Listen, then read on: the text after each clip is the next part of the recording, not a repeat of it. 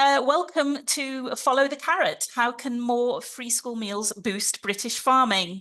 My name is Barbara Crowther, and I'm the Children's Food Campaign Manager for Sustain, which is the Alliance for Better Food and Farming.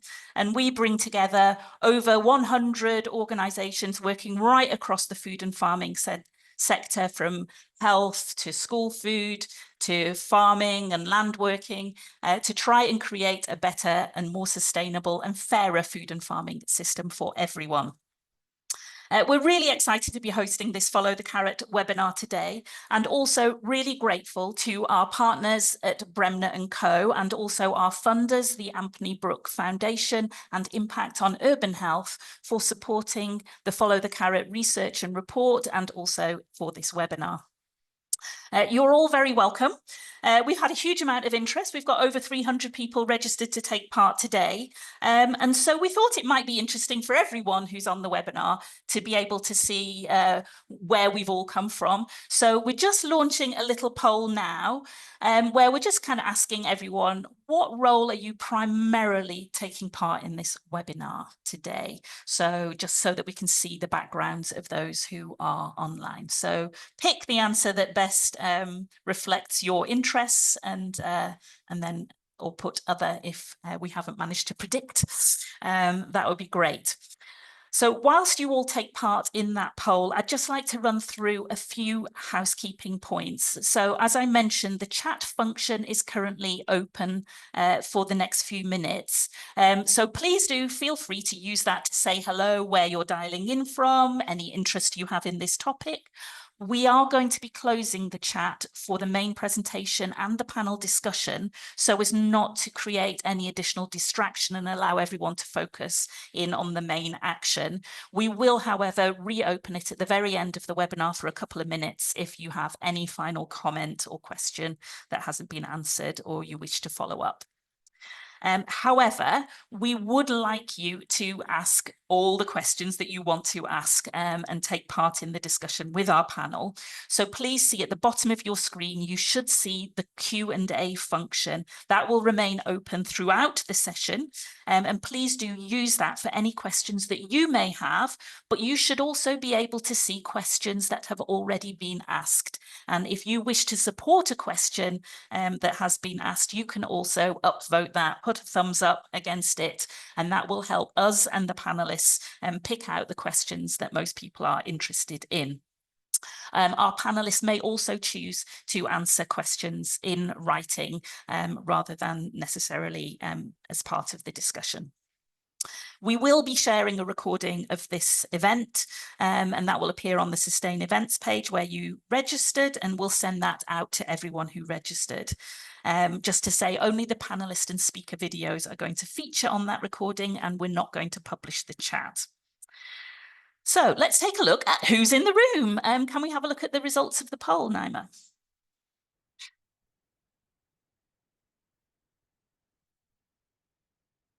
Here we go. A nice mix here. We've got a few farmers in the room. We've got caterers, lots of local government and councils, some people from national government, plenty of charities and NGOs working in this space, some school and education professionals, and also quite a large number of nutrition and health professionals. So thank you very much for saying where you're coming from today. And as you can see, this topic of school meals and how they're sourced is of interest to a wide range of us. And we are a diverse movement, and we also want everyone to feel equally able to participate and feel safe and supported at all of our events. And we do not tolerate any kind of discrimination. We know that school meals and children's food and healthy eating can be sensitive subjects, so please do bear this in mind when asking your questions. We want to have an event where everyone feels safe and everyone feels respected. So if during this webinar, if you have any concerns at all, please don't hesitate to get in touch with us at Sustain, and we will do our best to resolve it. Finally, if you're using social media, do feel free to share your thoughts. You can use the hashtag #FollowTheCarrot. You can tag us on Instagram or Facebook at Children's Food Campaign, or Sustain, Bremner & Co, Impact and Urban Health, and our speakers are all on LinkedIn under their individual names and our organisational names. So why did we do follow the carrot? Well, we know there's a wide body of evidence around the superpowers of healthy school meals for children's well-being, for their nutrition and wider inclusion in schools. We at Sustain have a vision of healthy, sustainable food for all without any form of means testing or stigma. And as a broad movement for food and farming, we at Sustain also wanted to see how we could better align the expansion of school meals with the government's commitment to ensure 50% of public sector food comes from sustainable, local and British farming, and try and create this win-win-win for children's health, for a sustainable food and farming system and our wider economy. And there's real momentum in this area. We had the Will Quince review just before the election. We've now got the food strategy underway, and obviously school meals are being expanded right across the UK. So I was really pleased to be able to commission Bremner and Co to lead this project, and really grateful to them for their work, as well as the support from Ampney Brook Foundation and Impact on Urban Health, as well as all the expert advisors and interviewees and our project advisory group who have contributed to the research and advised us along the way. Little did we know when we set out on this research that one of the 3 scenarios for school meals expansion, to expand to families on universal credit in England, would also be announced before this was our report was published. So that makes it even more timely to have this discussion. And we're seeing this very much as the start of the conversation rather than the final conclusion. So we're really interested to hear your thoughts both during and following this webinar. So I'm going to hand over in a minute to Rosie Osborne from Bremner and Co, who is one of the co-authors of the report, who will share a brief overview of findings. Following that, Miles Bremner, the inimitable former director of the School Food Plan and my co-conspirator in bringing this project to life, is going to take over and chair the panel discussion for the rest of the webinar. So please do get ready with your questions. So we are going to close the chat function now, and without any further ado, I'd like to invite Rosie to introduce the key findings from the report. Thank you. Hello, everybody. Thank you, Barbara. I am Rosie from Bremner and Co, and many of you will know Bremner, but for those who don't, we're a food policy consultancy, and we work with a wide range of partners to help build a healthier, fairer food system, with a particular focus on children's food across the life course, from infant feeding to early years, school food and higher education as well. We were delighted to work with Sustain on this project, exploring the economic opportunities that expanding free school meals could offer British producers and the wider school food supply chain in the UK. So I'm going to share a very brief overview of our findings before we move into a discussion with our fantastic panelists. Much of the research on free school meal expansion has focused on benefits for children's health and attainment. So this work sought to complement this by considering the economic implications of expanding free school meals. So we set out to explore, could free school meal expansion boost the UK food and farming economy? And what would it take for these benefits to be realised across the system? The school food market is already estimated to be worth over £2.5 billion per year, and there's real scope to grow and for more of that value to reach British producers too. To answer these questions, as Barbara mentioned, we spoke with producers, caterers, wholesalers, NGOs and academics working in this space, conducted economic modelling using DFE, DEFRA and catering data we were provided with, gathered case studies showcasing the brilliant success stories already happening across the country, all demonstrating what's really possible. And we were also supported by an advisory group of experts who were invaluable in providing critique and validation throughout the project. And you'll be hearing from several of them shortly on the panel. We considered increase in food demand for 3 free school meal expansion scenarios. So the first was to all children in universal credit households, which is coming next September now, which is fantastic and means that there is a real growth opportunity that's going to be realised in the near term. And then to all primary school children across England, and then to all children, so a universal offer. And we estimated that around 1 billion school meals are currently served annually, including paid meals, and that universal free school meals could increase this to over 1.5 billion meals per year, driving up food demand from schools by over 50%. Yes, this obviously requires investment by government, but it could deliver real returns, including for the domestic food economy, as well as for children's health and education. In terms of the economic opportunity, universal free school meals in England could unlock a £600 million boost for UK farmers and growers. And this is more than just putting food on plates. It's a chance for government spend in the public sector to improve children's health and education, strengthen sustainable British farming and climate resilience, and deliver long-term benefits for the UK economy. Our analysis considered how universal expansion could increase schools' demand for crops we already grow well in the UK and that are popular on school plates. So this looked at how if one meal per week contained a portion of carrots and broccoli in line with current school food standards, this could mean 1,500 10-ton lorries delivering carrots to schools and 1.3 billion florets of broccoli served each year. And for potato farmers, we're talking about £250 million of sales to schools per year, or 7.8 million 25-kilogram sacks of British potatoes getting to schools. Overall, the message is that this is a big opportunity to get more British veg on school plates.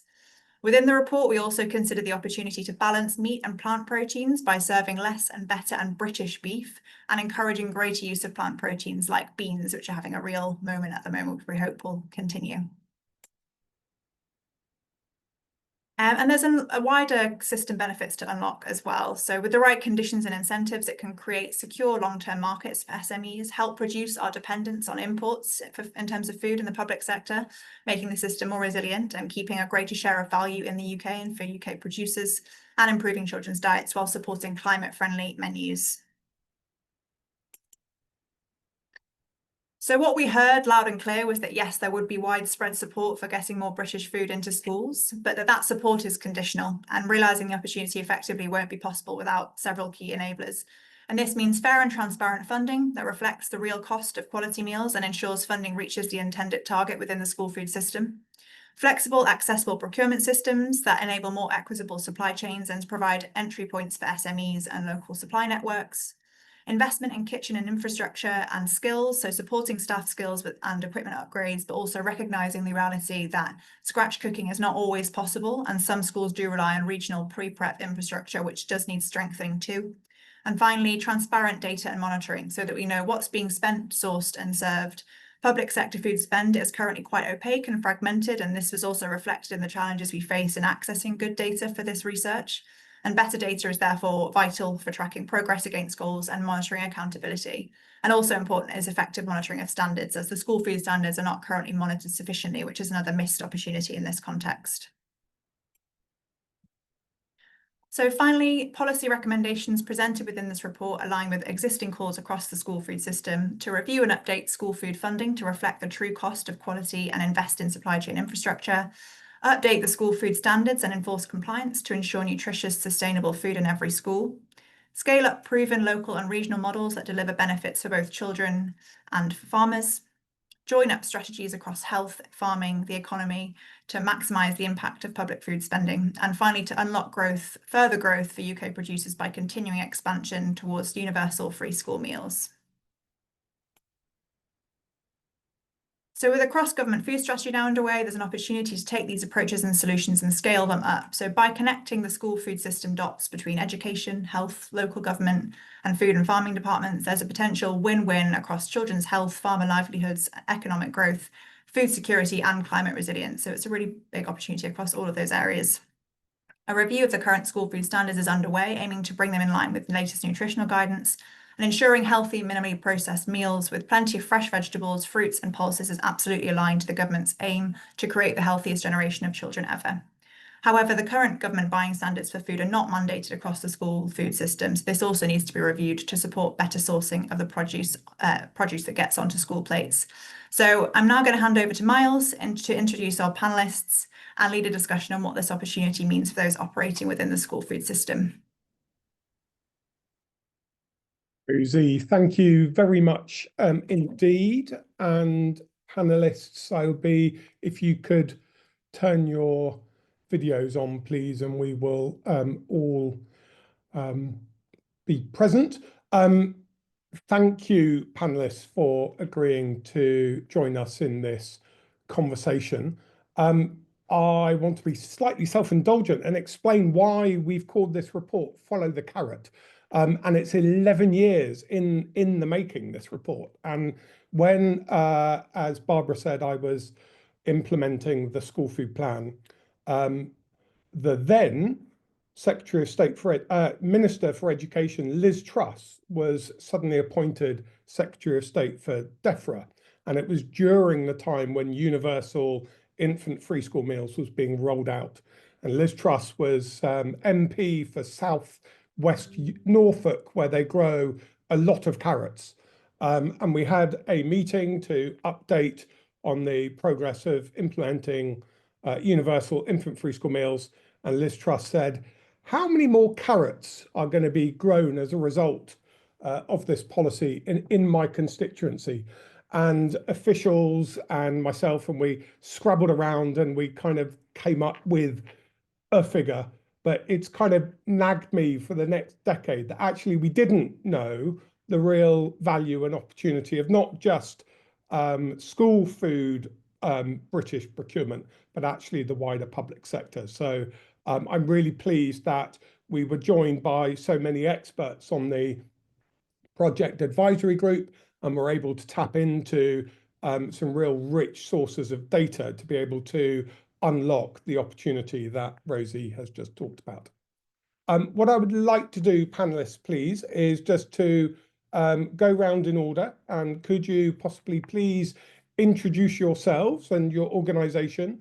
And having heard and obviously been involved in the report, from your eyes and through your lens, what's the big opportunity that we have for unlocking and giving the 600 million boost to British farmers and producers? Jane, you are first on my list that I can see. So Jane, over to you. And just a minute introduction, and then we're going to go into the Q&As. Thanks, Miles. Good afternoon, everyone. For those who don't know me, I'm Jane Jones, and I'm Chair of the Public Sector Catering Alliance and Assistant Director at NHS Greater Glasgow and Clyde. I have a bit of a vision here. What if school food and public food more generally led from the front and created food systems transformation, where every penny of public money that we spend on food reaps multiple benefits for children and young people, for producers, for climate action, and helps to address other food inequality issues? That, for me, is a potential opportunity presented to us in this report, and that means that we could really see public food being valued for what it is, a significant opportunity to deliver that food systems change and demonstrate the social return on investment that we know school food can deliver. With commitment to providing more free meals than ever coming into effect in England, notwithstanding the impact of transitional protections being removed, we have seen at the School Meals Coalition Summit that took place in Fortaleza, Brazil last week, real global momentum driving more and more governments around the world to commit to universal free school meals.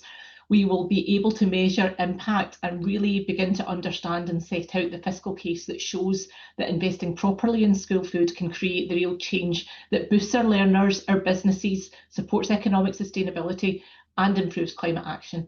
So that, for me, is what could make a real difference. Jane, thank you very much. I look forward to ongoing discussion in a few moments. I'm going to ask Caroline to go next. Hi, I'm Caroline Morgan from Local Food Links. We're a not-for-profit school meals caterer based in Dorset. We work with 59 schools and a lot of local producers, and we always have done. It's in our name. So we started in a very small way. We started working with our local producers, and as we have expanded, I think they have as well. We now work with 59 schools, and we do work with some larger suppliers, but wherever we can, we'll source locally from our small local suppliers who we have really fantastic relationships with. As far as this report was concerned, I was really delighted to contribute because it's the way we've always worked, and I think it's got a lot of merit to be rolled out much more nationally. Working with your local producers, I know we're spoilt for choice in Dorset, but you'd be amazed at the quality and the price if you really explore what's close to hand, and I would really recommend it. So as far as I'm concerned, this makes total sense. Caroline, thank you. And it's been an honour to be able to have worked with you over the last sort of 12, 13 years and see the way in which you have kept that ongoing commitment, sometimes harder, than at other times. But I again thank you and look forward to the discussion. Tom, I was going to come to you next, please.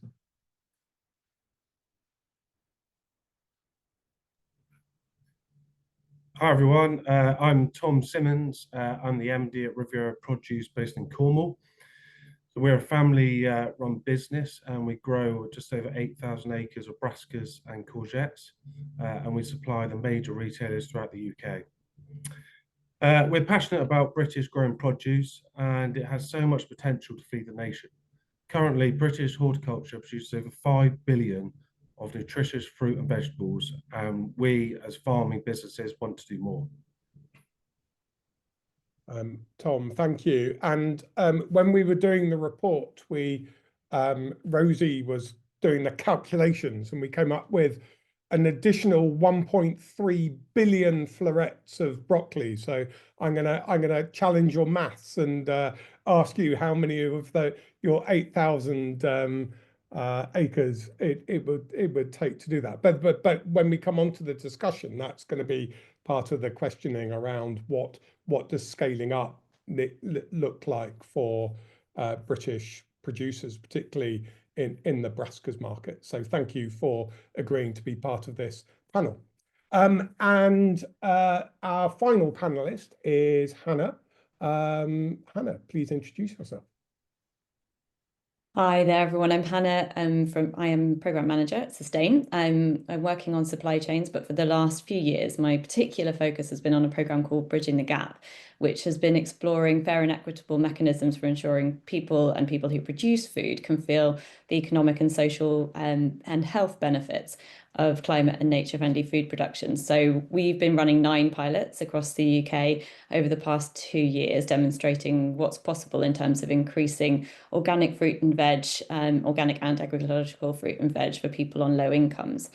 And we've had, among these 9 pilots, 3 pilots that have been looking at the powerful opportunity of school food and what that can do for growers and for school children.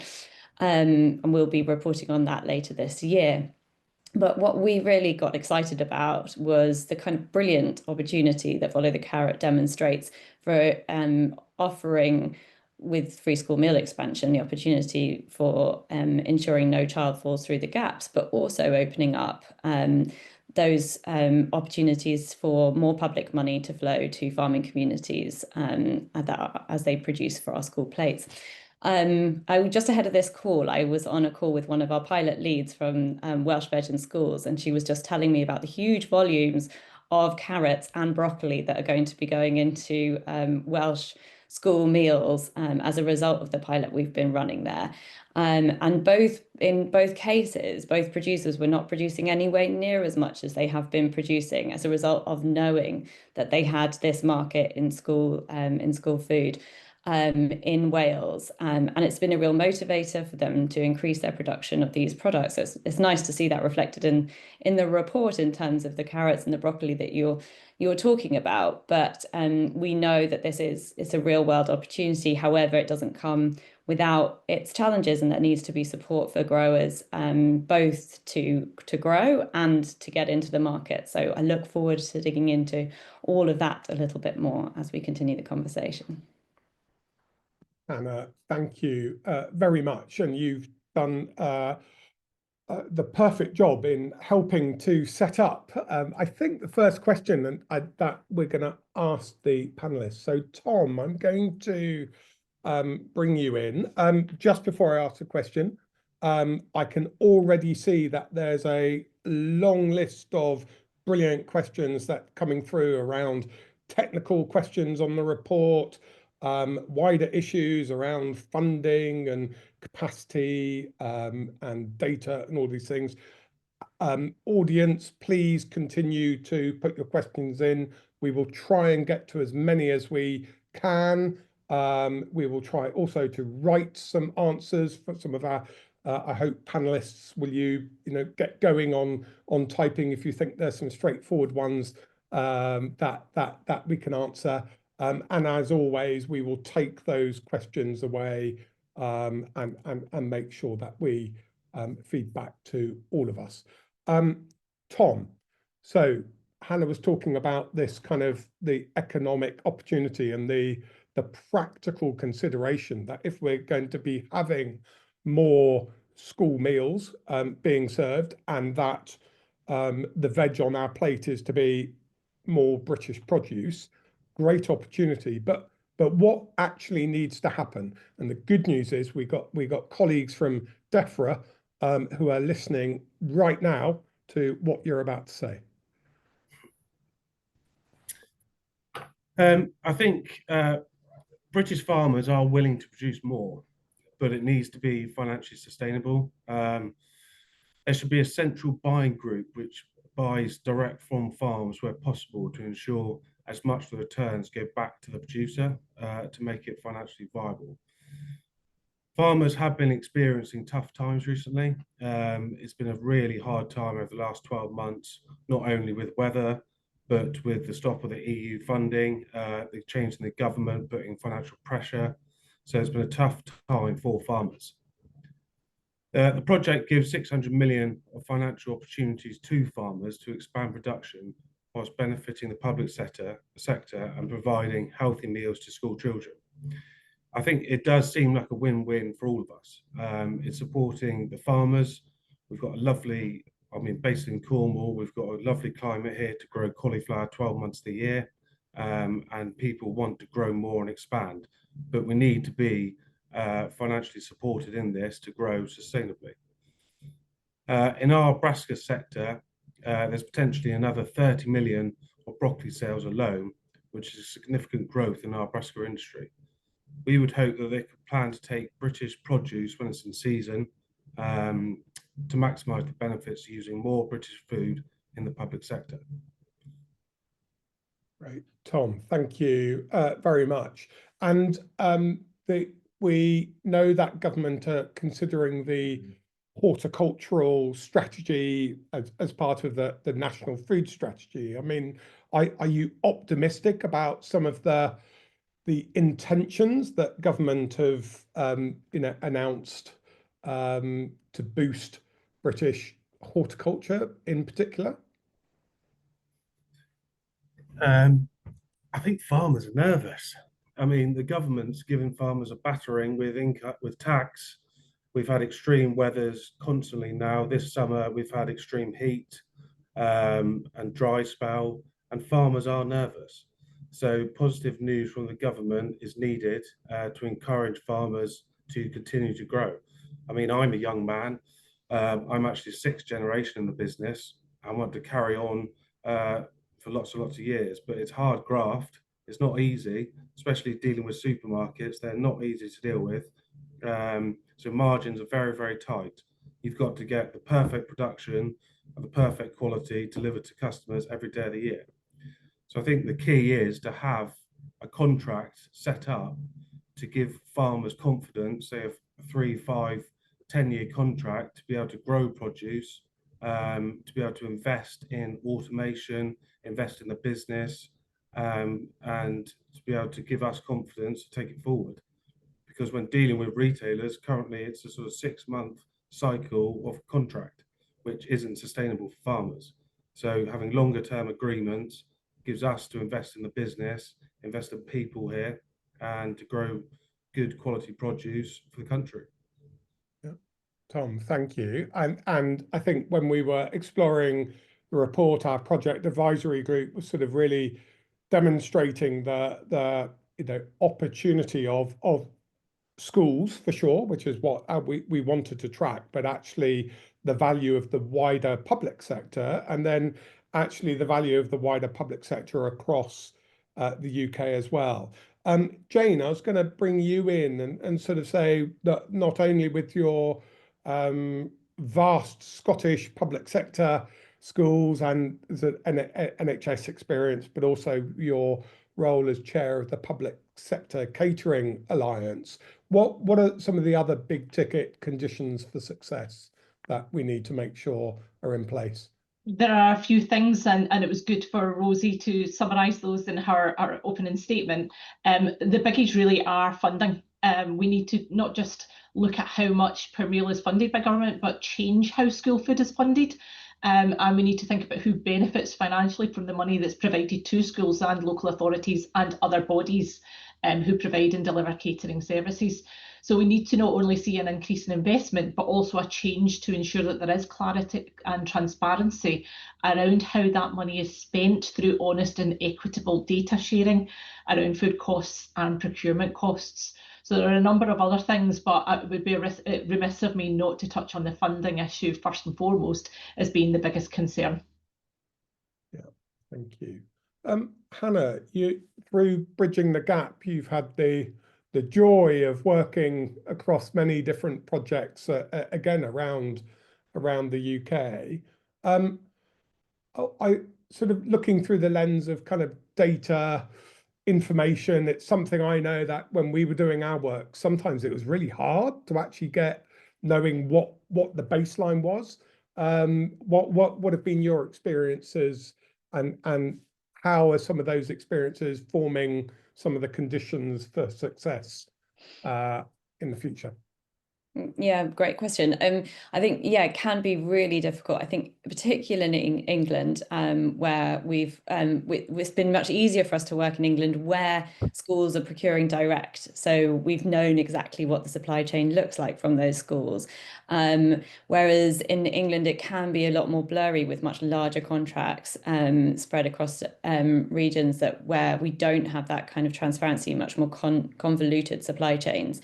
In Wales, the baseline was slightly easier because we worked within existing contracts. So the supplier, the kind of existing contract holder, was just shifting their supply. And so that's been really helpful for us. And I think that the procurement system generally in Wales and Scotland generally has like a degree more of clarity. What we do need is that transparency of the whole supply chain. And I think the opportunities that we've been exploring through Bridging the Gap is those kind of shorter supply chains, working more closely with small and medium enterprises, so SMEs. That's obviously under the current conditions quite challenging. The access to procurement contracts for those SMEs can be really complicated, and so we need to simplify that process and enable them to get that access into the market. Right. Hannah, thank you. And I've just noticed that as part of that, the brilliant Professor Kevin Morgan was asking those very same questions. So Kevin, do come back to see whether there's further lines of inquiry.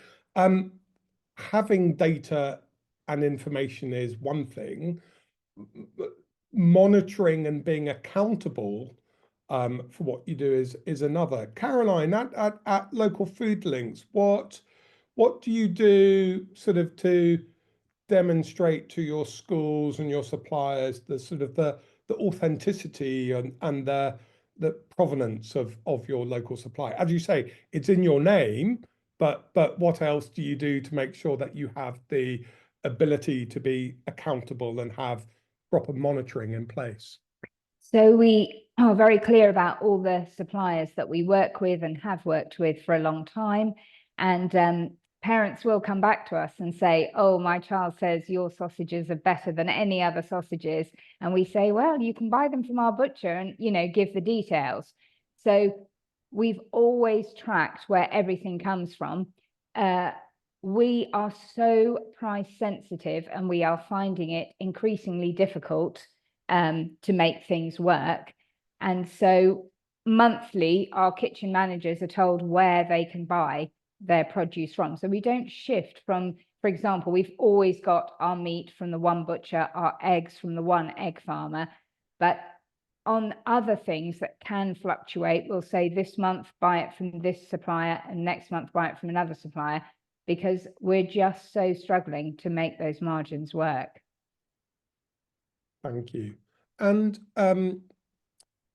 sort of, Jane, bring you back in terms of on a wider national level. So at a local level, the sort of the telling your story and that sort of accountability and monitoring is one dynamic.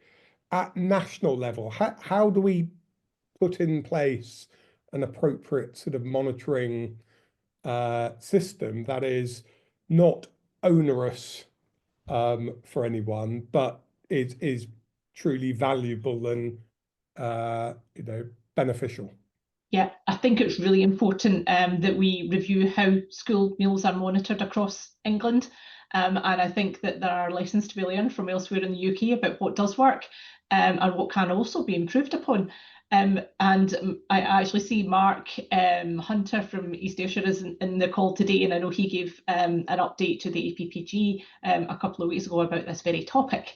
There are opportunities to use not just physical inspections to check on compliance, which is absolutely what happens in Scotland, but you can also use a whole school approach to food that could include other tools such as self-assessment of compliance and having clear food-related improvement actions that can be built into schools' improvement plans. And that allows for that greater whole school approach to food. So you can introduce a combination of measures that means that monitoring really happens and not just on a once in a while when someone comes in to actually inspect the school. But I do think if we are calling for more money to fund this better, then it's only right that we are better able to evidence what difference that will make to our children and young people through better scrutiny and monitoring standards. Great, thank you. Hannah, there's some questions coming through around sustainability and sort of wider elements of meeting sustainability targets and goals. What opportunities are there through increasing British produce in that area, and what conditions or factors need to be in place to make that be achievable? Yeah, fantastic questions. And so, yeah, as Tom was saying, what we really need is a commitment to horticulture. And as we see that commitment to horticulture, that horticulture should by default be sustainable. It should be agroecological, organic, working with for climate and nature rather than against it. So I think that is an assumption that should be baked in to what we do. And I think you talked before, Miles, about setting the standards and setting the standards right. We have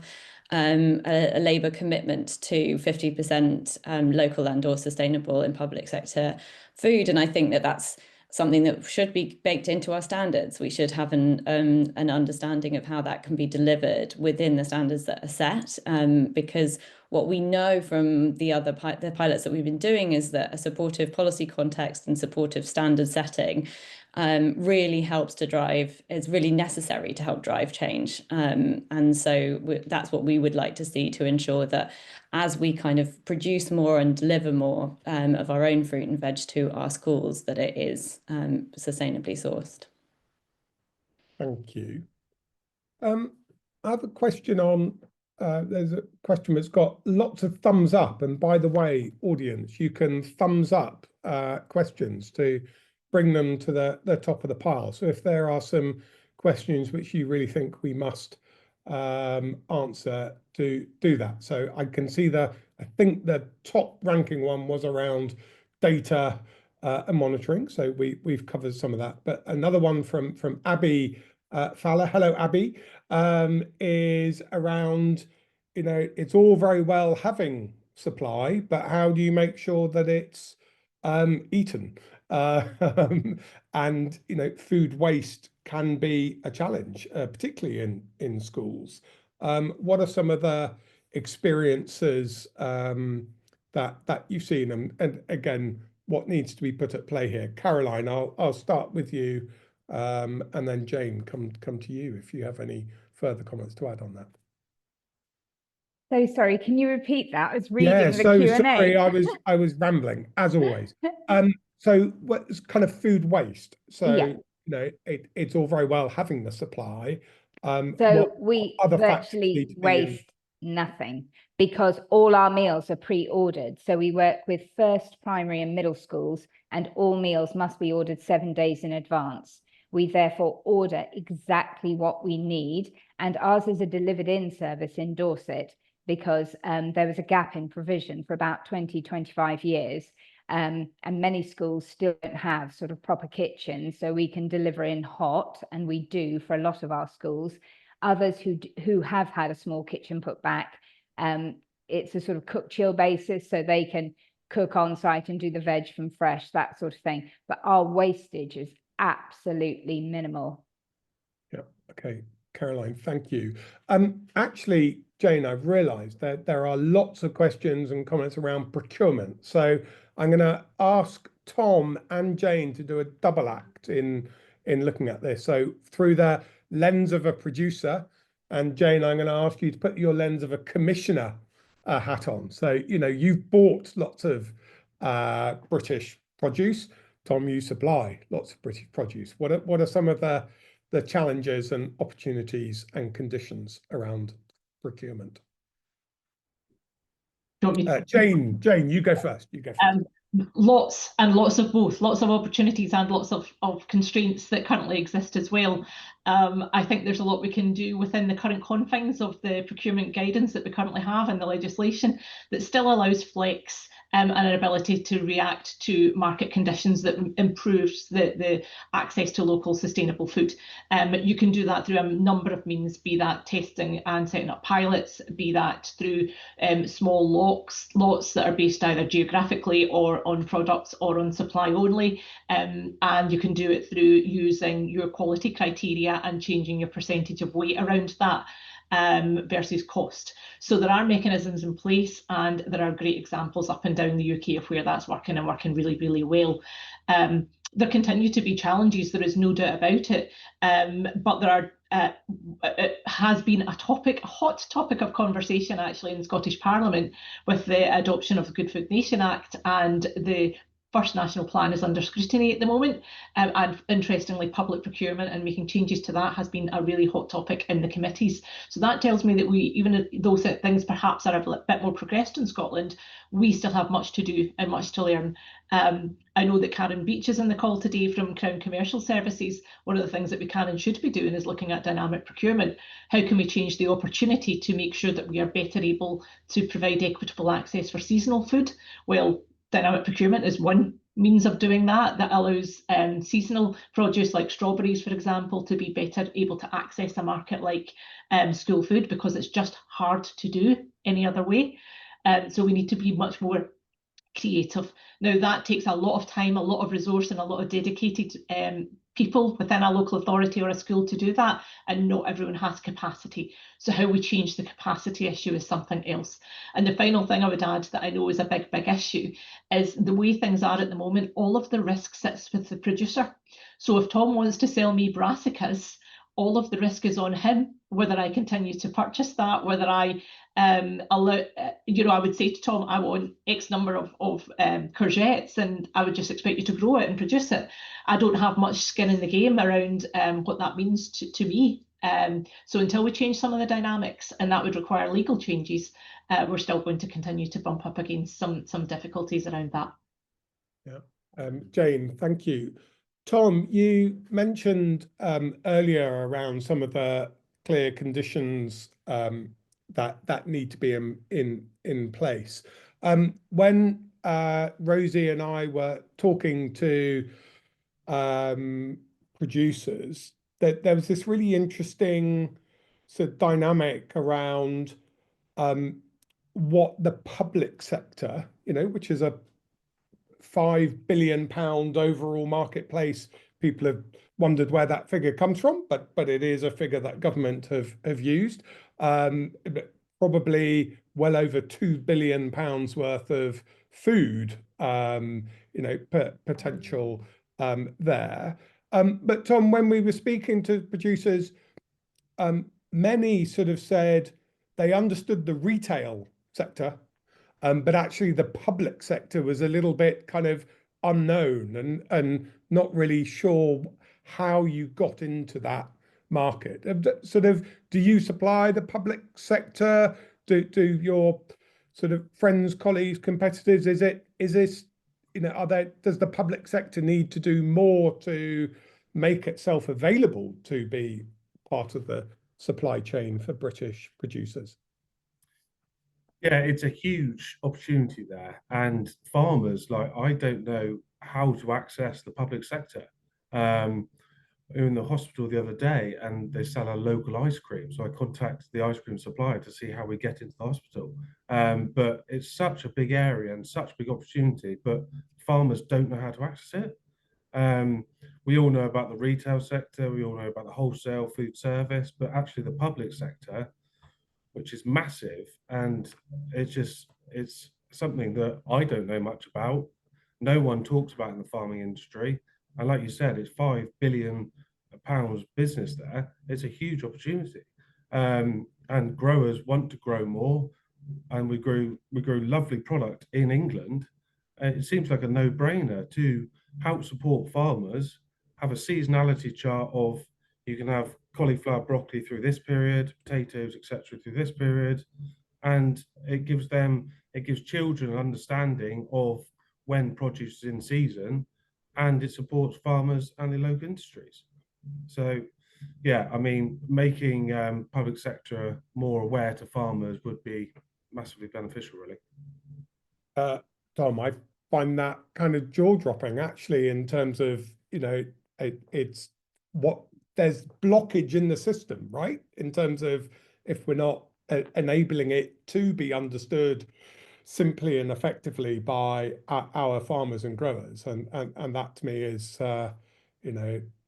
something definitely we need to go. Jane luckily has some of the answers, and then Hannah, I was going to ask you to bring in and also some of the context of some of the Welsh statutory legislation around procurement and some of the dynamic there. But Jane.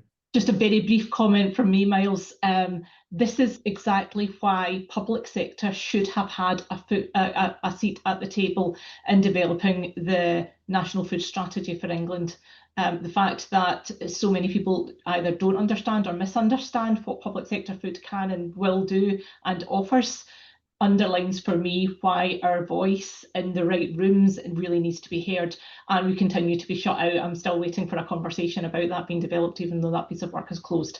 So we continue to be on the outside of major conversations. Okay, and you're chair of the Public Sector Catering Alliance, right? Okay. So Defra, you're on the call.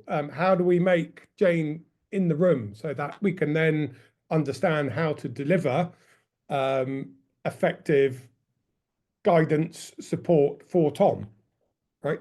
That's the loop supply chain. Hannah, what is working well across the UK that we can learn from? Yeah, so some really exciting. One of my colleagues described as her favourite piece of legislation, the Wellbeing of Future Generations Act in Wales, which is like really set a high bar for thinking about what what we're doing for future generations right now. We just don't have that long-term thinking. That's not the way we operate. We operate in a short-term context and against really short timeframes. And I think that has really set a solid precedent for thinking about the health, well-being, environmental well-being, as well as like health well-being and social and environmental well-being. Then, in addition to that, specifically to procurement in Wales, they also have the Social Partnership and Public Procurement Wales Act from 2023, which also sort of sets out that sort of scoring for social value, which is absolutely critical in ensuring that we kind of consider how you're adding social value with the contracts that you're putting in place. And we've seen how contracts are so finely scored. It does come down to some critical points around what social value you are adding. In Wales, that is possible. In England, it wouldn't be. And so we need to look at that. I think, there's also elsewhere we can look to Scotland, where Food for Life served here is actually supported by government, is government backed. Makes an enormous difference in providing caterers with that kind of supportive backbone for implementing standards within their catering. So I think, yeah, both nations have got a lot. We've got a lot to learn from those kind of supportive policy environments that they've created. Great, thank you. There've been a number of questions around sort of funding in the system, and I know several of you mentioned around there needs to be enough money in the system to be able to ensure that we can buy British produce, and that the quality of that is enough to not only buy the food but also have the staff, a well-trained, skilled workforce, both within our food and farming industry, as well as our Herculean, brilliant chefs, cooks, and caterers in our schools. When we were, just a bit of self-reflection, when we were undergoing and doing the research for this, we sort of used the benchline of the current school food funding system, but did hear sort of a quite not overwhelming, but a large voice that the pressures and squeeze but particularly the England school food system, and the efficiency of the funding flow getting through to caterers in the first instance, but then down to suppliers, and then obviously down to producers, was meaning that actually that there were increasing food swaps, either to more food, sort of processed food, which takes out some of the labour elements, so you're kind of de-skilling the workforce in kitchens, or actually swapping out, particularly in meat, swapping out from UK produce to sort of non-UK imports. Jane, I mean, Scotland and Wales has enjoyed larger per meal funding rates, but it also operates in a different kind of way.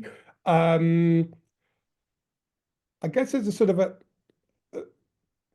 the question I have is for you is, how do we make sure that we can both address funding but not also make sure it doesn't get in the way, if that makes sense, of actually doing some straightforward things already? Yeah, and there's lots of things that we can do. The money is in the system. We just need to leverage the money that's already there to a degree. And that's not to say, as I say, one of my earlier points, that fundamentally more money is needed to do this well, but we can still do more with what we have. And I think that there are some things that we can look to do better. I'd like to address the point about more funding in Scotland. The nutritional standards in Scotland are incredibly challenging and very, very different. Therefore, there is a requirement for more money. And they've also had a flat rate and hasn't been increased for certainly since about 2019, 2020. So that continues to be an issue across the devolved nations as well as England. But we see great examples in England of where other caterers are doing this well. Caroline has spoken really well about the work that she's doing. We have the work that Derek is leading in Blackpool Council, where he has been able to move away from imported frozen mashed potatoes to having his staff using British potatoes and doing that, on site for themselves. So it's using a better product and getting a better end result, and that includes upskilling and supporting his staff to do that. There continue to be big challenges though around infrastructure and a lack of investment in infrastructure. So where we have ripped kitchens out of schools, either that needs to be reviewed, or we need to invest in the production further up the chain to do this well and do this better. And we also need to look at, I understand schools in England are looking at, do I want to spend 20 grand on a new combi oven, or does that 20 grand go in something else? That's a really difficult decision for people to make. So along with this, we generally talk about a need for revenue investment to make these things happen, but there is a need to look at capital investment as well. Yeah, Jane, thank you on that. We're getting to the end of our webinar, and I'm not overwhelmed by the number of questions that we have not been able to get round to, but I can only apologise for us not being able to get there. So panelists, in 10 years time, right? So next week, government and DEFRA and DFE, they're gonna announce all the policies and all the changes that we've been calling for. I've got this premonition. So we're delivering it. Government, we're gonna seize the opportunity. What does it look like in 10 years time? Tom, for you, you talk really passionately about the opportunities there, but what would it look like for Riviera and and you and your family? Well, on a personal note, I was just thinking I've got a 8-month-old baby, so 10 years time, I hope to drop him at school and he's eating our cauliflower and broccoli. That would be the plus. So yeah, and obviously I mean I want to expand the business. I want to grow more veg. There's huge opportunities here. I think healthy, fresh produce from the UK is a no-brainer. I know there's challenges around how you cook it, logistics, etc., etc. But I want to grow our business. We want to produce more. So we'd love to have more and more UK grown produce in the public sector. Great, Tom, thank you. I'm going to ask for 10-second sort of replies from Hannah, Jane, and Caroline. Hannah, you go next, please.